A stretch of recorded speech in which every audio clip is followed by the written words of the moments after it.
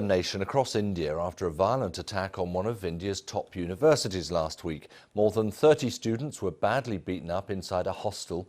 It comes at a time when students have led demonstrations against the current government over some of its policies, including a controversial law that's seen as anti-Muslim.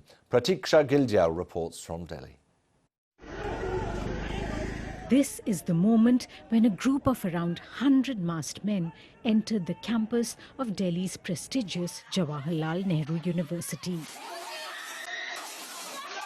They can be seen wielding sticks and rods and brutally beat up students as well as staff. I have been brutally attacked by kids who wear masks. One of the badly injured was the president of the university's Students' Union. Condition to talk.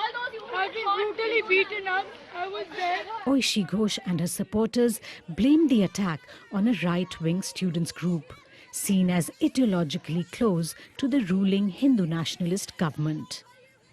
But the police have instead accused her of being involved in the violence. Did the Delhi police ask the students who were brutally beaten up? What is your side of the story? So where did they make up their mind that these are the suspects? I need justice for my case. What has happened? They were masked men who has beaten me up with rods. I want a justice for it. Left-wing student groups allege that right-wing groups are acting with total brazenness and impunity under the current government, and that the police is protecting them.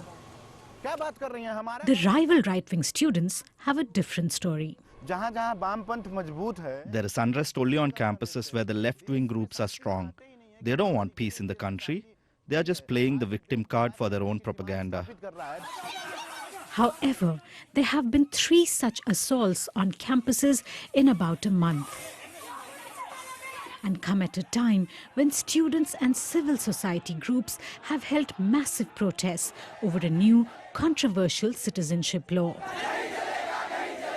which allows migrants from neighboring countries to seek Indian citizenship, except if they are Muslims. Students have been rallying across the country on issues like secularism and tolerance. It's been weeks now, but the unrest across universities and campuses shows no signs of dying down.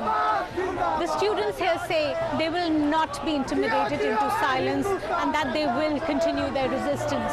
It's a real challenge for the Modi government that is struggling to contain these protests. This movement is a coming together of several strands. More and more young people use their political position, as part of an identification tool. This government is seen to be both restrictive in terms of everyday freedoms, as well as some, driving divisions and polarizing sort of communities deliberately.